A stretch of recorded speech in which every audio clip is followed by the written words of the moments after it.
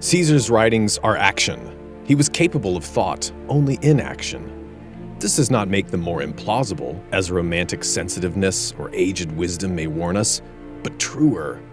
A Caesar, a Napoleon, beholds himself as he would appear to others.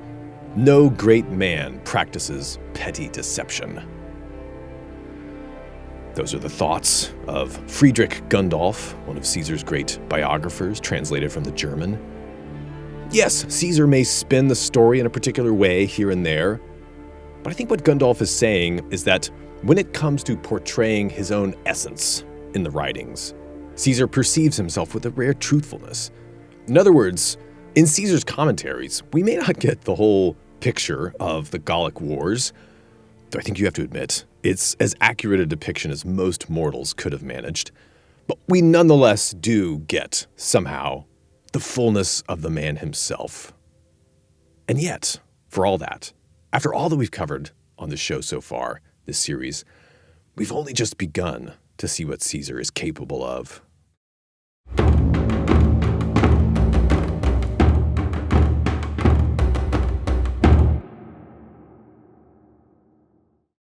I'm Alex Petkus, and you are listening to The Cost of Glory, where it is our mission to retell the lives of the great ancient Greek and Roman heroes, following the lead of the great ancient Greek and Roman philosopher Plutarch, the most heroic author ever in history, and where we occasionally get to allow the great heroes to tell the story themselves.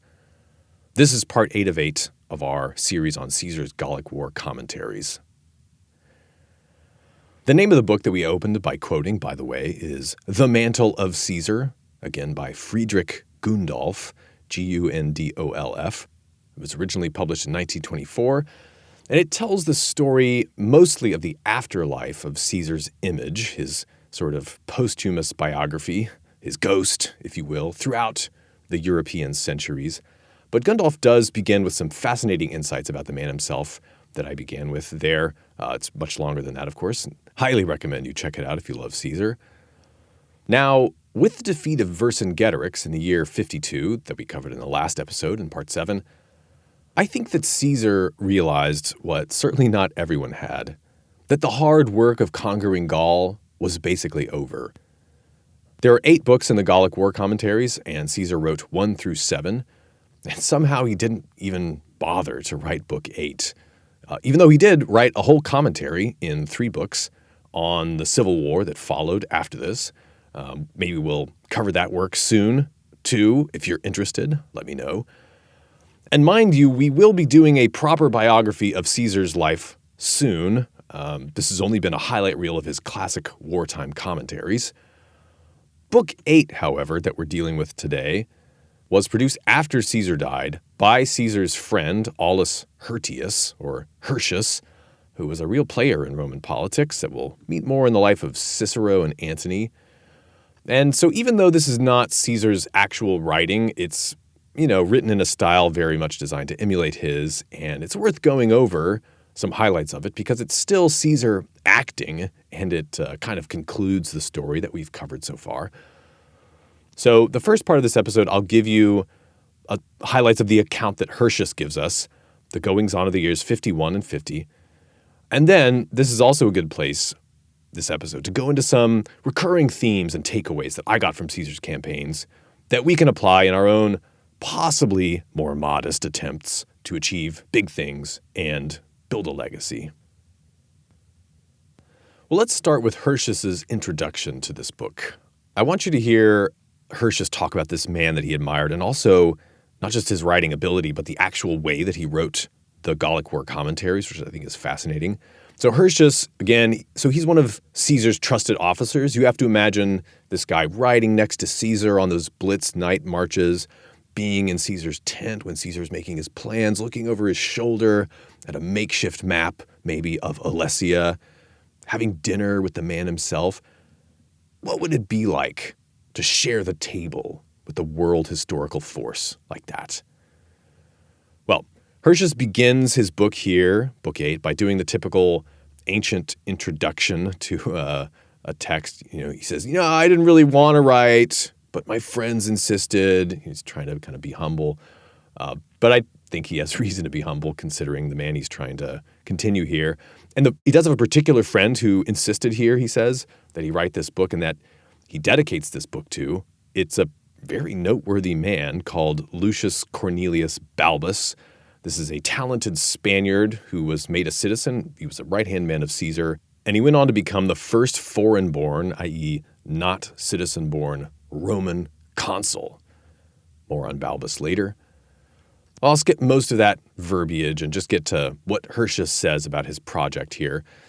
He says, quote, "I hope my readers will realize how unwilling I was to take on the task of writing these works. This will help me avoid accusations of stupidity and arrogance for thrusting myself into the middle of Caesar's writings. For it is universally agreed that nothing was ever so elaborately finished by others that is not surpassed by the refinement of these commentaries." In other words, he means, other people go and draft and file down their words and second and third drafts and so on. Caesar, on the contrary, as he's going to explain, was very different.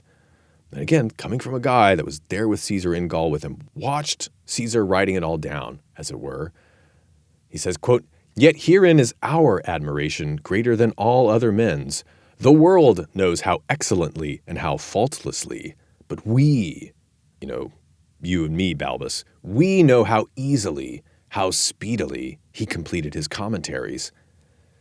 Caesar possessed not only the greatest facility and refinement of style, but also the surest skill in explaining his own plans." End quote. And I think that last little bit there especially gives you a sense of why Caesar was not just a great writer, but also an effective leader. He had the surest skill in explaining his own plans. In other words, I think Hirtius is implying here that the same skill you see on display in writing the commentaries transferred into his ability to communicate with his subordinates. He could quickly explain to them what he was going to do, how he was going to do it, and his motivations for doing it in precisely the way that he did. This is a great reminder of how powerful a tool writing is for leadership. It can help you clarify your thinking and prepare you to convey it to your team. And Caesar, as we've seen, could also perform that explaining work, that analysis, with surprising clarity on his enemies too. Whether it's in predicting what's going to happen, here's what I predict they're going to do and why they're going to do it, or in his taking the time to get the intelligence after the fact so that he can tell the story straight, and importantly, so he can learn from his enemies in as close to real time as possible. So imagine trying to go up against a guy like this when he's at the height of his powers. Wow. Well, now then, the basic narrative of 51 BC is a few rebellions flare up of minor to moderate scale, and then they are successively put down. And I think it's worth zooming in on just a couple of episodes here. First, there's the Bituriges. And Hirtius explains the Gauls' reasoning here. Some of them are convinced that there's still a hope of throwing off the Roman yoke, even partially, by learning from the big mistake that they made last year, namely, we gathered all in one place and fought one big battle or two, and the Romans beat us. But if we rebel in a semi-coordinated but decentralized way, all at the same time, all across Gaul, we'll spread the Romans very thin and we'll be able to overwhelm them, at least somewhere. And this wasn't completely insane. The Romans' great advantage in general is in logistics. This is their way of getting over their typical inferiority in manpower, namely that they can stay in healthy fighting condition with good food and supplies and so on for longer than a horde of Gauls of really any size. And this gives the Romans a strategic advantage overall. So maybe the Gauls spreading thin would spread the Roman logistics more thin, even the playing field. Well, the Bituriges, again, these are the guys to first try their hand at the strategy. And Caesar, long story short, he shows the fatal weakness in this strategy, namely that they are up against the fastest army commander on the planet. He flies north, he catches them completely off guard as soon as he hears about the rebellion. And one interesting tactic he takes is he avoids burning any farms or fields like the Romans usually do when they invade, because he wants it to be a total surprise, no smoke in the air. And this works. He catches them completely off guard. They give up without even fighting. Then, as Hirtius explains, Caesar is particularly merciful and friendly, and he accepts the remaining rebels back into Roman friendship. So what does this mean? Well, we've seen Caesar in the past in this war, often taking a hard line and provoking tribes into bigger conflicts on purpose, to expand the war. But now his strategy has really shifted. He's now confident that he's basically won, and it's time to get these people accustomed to peace. Also, his 5-year command is ending sometime late in the year 50 next year, and he wants to be able to declare a clean victory and to wind things down and finally get back to Rome for whatever the next steps are. And so there's another flare-up. Caesar takes a more or less similar tack. This flare-up is coordinated between the Bellovaci, the Carnutes, and the Suessiones. And this requires considerably more force. There's, actual battles. See Book 8 for details. But, in short, Caesar defeats them, makes some treaties, tries to calm everything down. He's just kind of smoothing out that ruffled blanket by just getting there faster and good old Roman tactics, just whacking the many moles that have appeared at the same time in succession. And so, again, he's trying to be merciful and not provoke them further and not be too harsh. But there's one exception that he makes. Of all the episodes in this book, Hirtius spends the most time on a particularly thorny problem in what's now southern France, not far outside the Roman province at that point. It's at a hill fort called Uxellodunum, which is something like 80 miles south of modern-day Limoges in France. Some tribes there, they rebel, they capture this strong fort at Uxellodunum, and Caesar's got 2 subordinate generals on the case. They rushed there, they set up a siege, they cut off supplies to the city, but the rebels have abundant supplies, and so things slow down to a stable standoff at Uxellodunum. Caesar at this point is pretty far away, and he's getting reports of all this. He's in the north, they're in the south, but he's getting reports. And here's what Caesar's thinking, according to Hirtius. Quote, though he disregarded their small numbers, he's saying, on their own, these Gauls are really not a threat, for now. Caesar judged nevertheless that their obstinacy must be visited with a severe punishment, for he feared that the Gauls as a whole might suppose that what had been lacking in them for resisting the Romans was not strength but resolution, and that the rest of the state might follow this example and rely on any advantage offered by strong positions to reassert their liberty. In other words, they might think we're weak.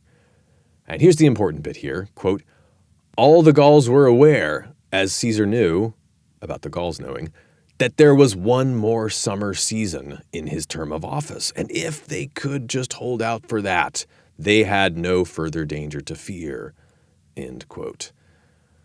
So, if he lets this minor rebellion fester, it could start a domino effect, and they're emboldened by the fact that he's on his way out, right?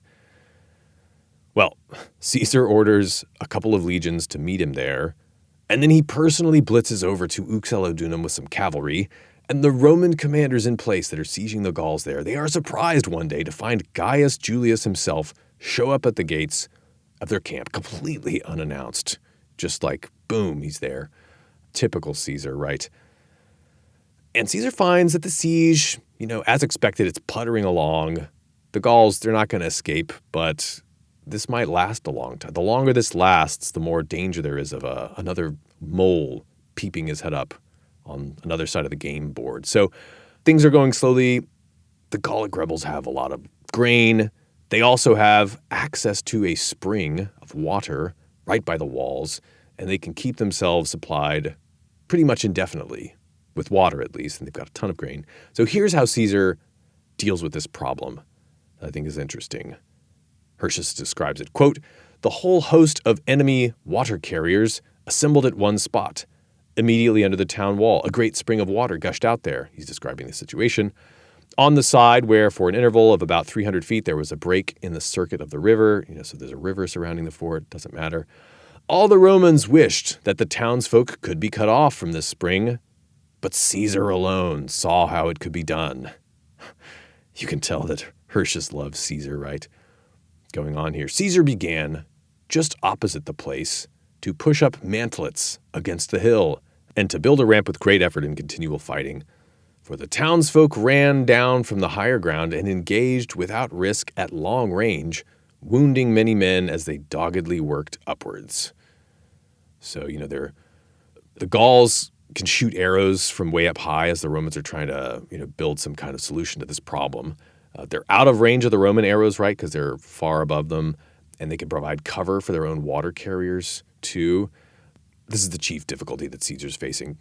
Continuing, quote, "However, our troops were not to be deterred from thrusting the mantlets forward." The mantlets, again, these are these so-called vine tendrils, the vineas of the siege works. And going on here, our troops were not to be deterred from defeating the local difficulties by sheer labor of engineering. At the same time, they were pushing forward covered mines from the mantlets to the head of the spring. And this kind of work involved no risk and could be done without suspicion on the part of the enemy. So they're actually tunneling into the rock to try to get to the source of the stream. Amazing. Continuing, the ramp was built up to a height of 60 feet, and upon it was set a turret of 10 stories. Wow. Not, indeed, to reach the level of the walls, for no siege work could affect that, but to overtop the level of the spring. So they're trying to be able to shoot down on the spring, right? When the artillery from the turret began to discharge missiles upon the line of approach to the spring, and the townsfolk could not get water without danger, not only cattle and beasts of burden, but even the great host of the enemy were like to die of thirst. End quote. So it's not looking good for the Gauls at Uxellodunum, and but there's a pretty amazing point that the landmark editors here note. So archaeologists have actually found the tunnel that Caesar dug.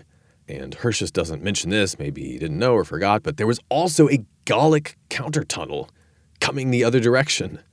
So they're counter-tunneling against each other through the stone. And you can tell whose tunnel is whose by tool marks on the walls. Amazing. So, long story short, the Romans eventually take the town by storm. They capture the walls. The defenders surrender. And then Caesar does something you might think was a little uncharacteristic. Quote, "Caesar's clemency, as he knew, was familiar to all, and he did not fear that severer action on his part might seem due to natural cruelty." He's like, he's not worried about seeming like a mean guy now, right? "At the same time, he could not see any successful issue to his plans if more of the enemy in different districts engaged in designs of this sort.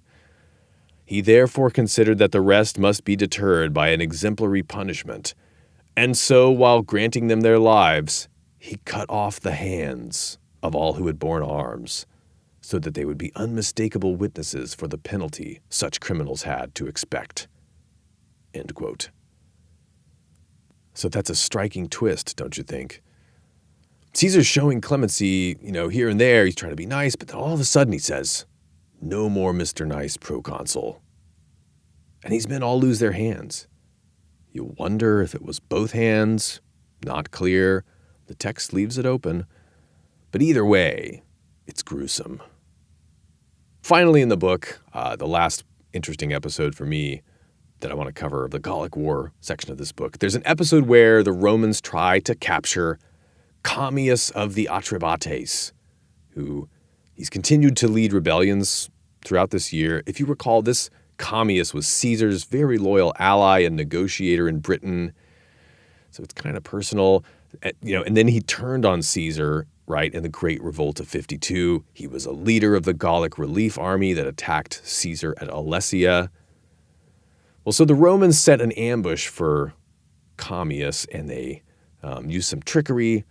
There's a violent engagement. In short, the Romans, they spring this trap on Commius, but he gets away after stabbing a mounted Roman commander straight through the thigh with a lance, which is a very life-threatening injury in the ancient world before, antibiotics and stuff. And the man is carried back to the camp within inches of his life, but he manages to survive.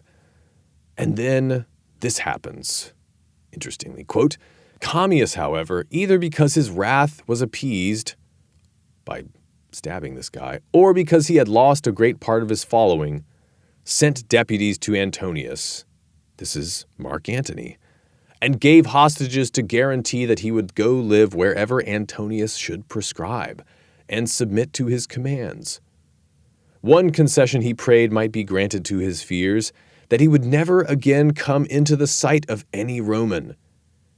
Judging that this demand proceeded from a legitimate fear, Antonius indulged his petition and accepted his hostages." End quote. And I didn't mention this earlier, but this is actually the second time that the Romans try to capture and ambush Commius. It happened earlier, as Hirtius describes in this book. So it's not surprising that he asks the Romans, as a condition for his peaceful surrender, "I'll stop being a thorn in your side, but kindly never come into my presence again, Romans." And amazingly, Antony says, fine. And get this. Commius exiles himself to Britain, where he's got some friends, right? Made him probably in that expedition, probably knew some people there already. And then he and his sons set up their own little dynasty. And what do you know? Archaeologists have found coins minted in Britain by either his son or his grandson or his great-grandson, a man also named Commius. King Commius now, nearly 100 years later. So there's at least one happy ending for one Gaul after that war. Then more, of course. They get deals and they become senators. And this is another longer story. Actually, we haven't seen this in the Gallic War commentaries, but something we'll see in Caesar's biography. He actually increases the Senate after the civil war that he fights with some Gallic nobles that he's fought with. So, All right. With that, though, the Gallic War is officially over. Hirtius next reports the best sign of this now undeniable fact, namely that in the following year, 50 BC, nothing really happened among the Gauls. It's all quiet on the Gallic front. Other things happened in 50, but not among the Gauls. We'll get to that in a second. And so I'll let Adrian Goldsworthy summarize the result here. I like this kind of concise passage. This is from his biography of Caesar, called Colossus, of course. Quote, "Caesar spent 9 years in Gaul, extending Roman rule to the Rhine in the east, to the English Channel in the north, and to the Atlantic coast in the west. The area would remain part of Rome's empire for the best part of 5 centuries. During most of that time, it would have internal peace, broken by a few rebellions in the first generation or so after conquest, then only by occasional Roman civil wars, and especially in the later years, periodic barbarian raids, and it enjoyed widespread prosperity. The aristocracy earned Roman citizenship, and within a century of Caesar's death, the descendants of men who had fought against him would take their place in Rome's Senate. As the population, or at least the wealthier classes, were granted the benefits of glass in their windows, running water, sewers, bathhouses, and central heating, Gaulish culture was modified and influenced by Roman ideas and concepts to become what is today known as Gallo-Roman culture. Latin became commonly used, especially in the towns and cities and amongst the aristocracy. Literacy and the idea of written records spread. The Druidic priesthood was suppressed, and practices such as head hunting and human sacrifice stopped, but many other aspects of Gaulish religion continued, even if gods and goddesses were sometimes given new Roman names. In time, the old religions would be challenged by the spread of Christianity, at first as a secret cult, but from Constantine onwards as the official religion of the Roman Empire. The new faith was just one of many ideas and concepts that reached Gaul because it had become part of the wider Roman world in which it was much easier and safer for people to travel. Rome's impact on Gaul and its peoples was profound and proved tenacious, far more so than in Britain, where most traces of Roman culture vanished within a generation or two of its ceasing to be a province. And that happened in the 5th century AD. Completely different story. But there you have it. That's an end quote. I myself wonder, thinking about the immediate aftermath, where Vercingetorix was in the year 51 or 50. Whether Caesar sent him back in chains to be kept at Rome, or maybe he left such a prize somewhere a little safer in Gaul out of the hands of his enemies. I'm pretty sure we don't know, but I like to imagine that at least for some of this time, Caesar kept Vercingetorix close by in his camp, getting the story straight about what all happened in the year 52. Maybe they talked about other things. Imagine the conversations between those two men. Well, here are some lessons, finally, that I took from Caesar. Again, just from these Gallic War campaigns. First is, be truthful. Above all, be truthful with yourself. I think Gundolf was really right, that quote that we read at the beginning of this episode. And just a couple of things in particular stuck out for me. He said, a Caesar, a Napoleon, beholds himself as he would appear to others. And he also says, no great man practices petty deception. So obviously war requires a lot of not so petty deception. Many would make the case that politics requires deception too. Personally, I'm not sure about the latter. But there's one kind of deception that you can't afford, no matter who you are, and that's self-deception. I think that's what Gundolf partly means there, that he's not trying to appear something that he's not. And concerning self-deception, you should also consider here that it's very difficult to be truthful to yourself if you're not truthful to others, especially about who you are. Caesar never underestimated himself, but he also never overestimated himself.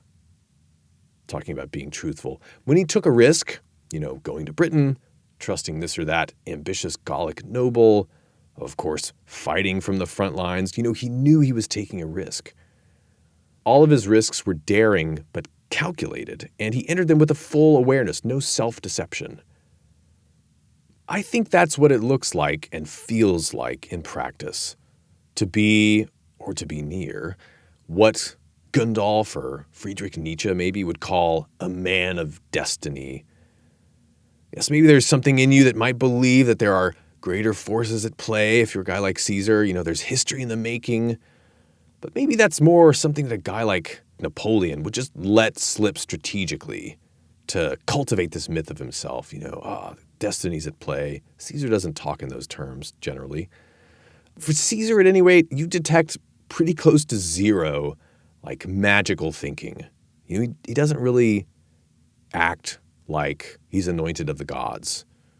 Sulla did, maybe. Caesar definitely didn't. Caesar always faces the cold facts about himself, most of all, and that includes recognizing his own talent, to be sure. But he's not above the rules of human physics, and he knows it. He gives a lot of credit to luck here and there in the commentaries. He doesn't act like he's God's gift to man either, at least not in the commentaries. This is for his mostly upper-class, literate audience. So on this honesty thing, something to take with you here is the next time you don't want to admit some uncomfortable truth, maybe to yourself or to your subordinates or your superiors, something's nagging at you. I'm not saying always spill the beans, always, but, certainly with yourself, difficult truths that you need to admit to yourself or to your team, just think, would Caesar have swept this under the rug?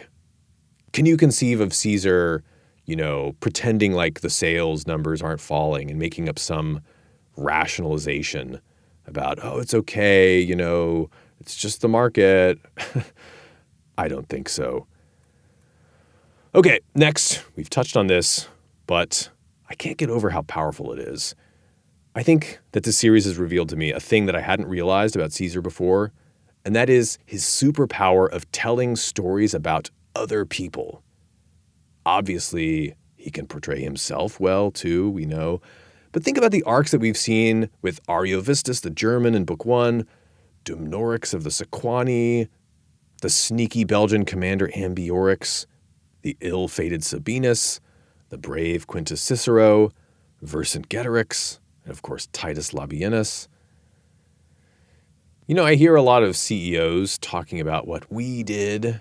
They praise the collective, the team. A lot of LinkedIn posts like this, maybe. It's good to do that, sure. Leaders now have a tendency to say, it wasn't me, it was the team. That's probably good to do if you're the leader. But don't forget, if you're going to put individuals in charge of other people and to hold them responsible for a team failing, and, usually somebody's the fall guy, right? doesn't it make sense to have a culture of recognizing individuals too when they succeed beyond expectations?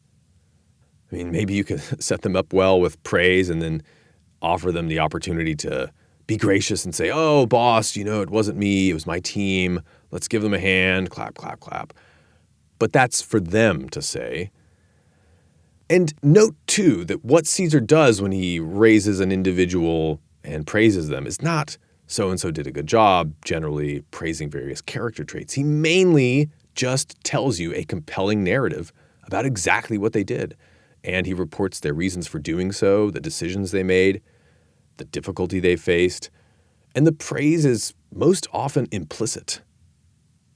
Conversely, of course, he assesses his enemies with the same clarity.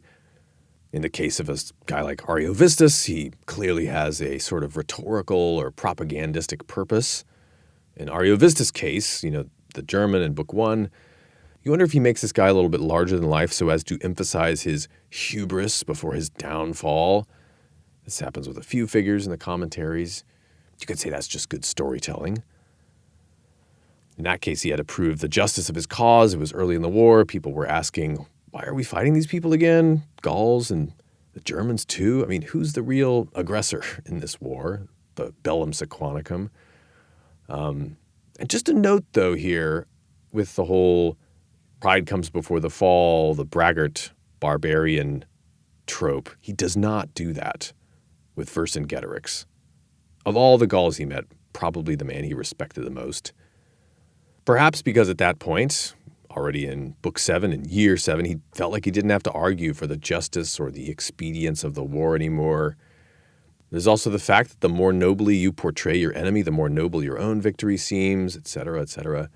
But I think this does connect to another great final overarching lesson from Caesar's Gallic Wars, kind of related to the first point earlier about being truthful. That is, have respect for your enemies. If they're worth fighting, they have a moral universe that makes sense to them, and you must inhabit it to see things through their eyes in order to overcome them. Caesar is so strikingly honest and sympathetic when he talks about the Gauls' desire to preserve their liberty. He never, ever pretends that he himself is primarily motivated by, say, liberating them from oppression of the other Gauls, or that he's going to bring them a better life. If that were the case, why couldn't they just understand, hey, Gauls, we're a peacekeeping force. We're doing nation building. Why can't you stop with the suicide missions so we can build schools for you? No, he doesn't do that. That kind of thinking would be a form of contempt for the enemy, really. And especially if you start to believe that kind of self-justifying talk, it can also make you weaker and vulnerable to their stubborn toughness or their deceptive craftiness. So respect your enemies and your competitors. This does not mean that you should be afraid of them, mind you. But speaking of enemies and competitors, this brings us to a final aspect of this Book 8 of the Gallic Wars. Because the Gallic War is over, but the year 50 saw Caesar increasingly active, furiously active, both in politics and, sadly, in preparation for the possibility, growing ever more likely, of a civil war, a great, bloody war that threatened to rip out the heart of the Roman Republic. His enemies, the hardliners who control the Senate, they are demanding Caesar lay down arms. They're demanding he lay down his office, that he come to Rome, subject himself to ruinous prosecution. Accountability is what they'd call it. We've talked about this already in the life of Pompey from their perspective. And Caesar, of course, does not underestimate these men either. He makes far more preparations than they realize. He makes certain that it's they who do the underestimating. But since that thread pulls on an entirely different rug, let's leave Caesar's side of the Civil War story for when we get at least to his biography proper. Before we get there, though, we're first going to tell the life of Caesar's greatest nemesis, Cato the Younger, coming next. So stay tuned. If you enjoyed this, consider signing up for the Cost of Glory newsletter at costofglory.com, where you can get transcripts of this and past episodes, as well as free tips and also up-and-coming opportunities on the subject of how you can go deeper on these incredible world-changing stories and make them more impactful on your life. Thanks for listening. Stay strong, stay ancient. This is Alex Petkus. Until next time.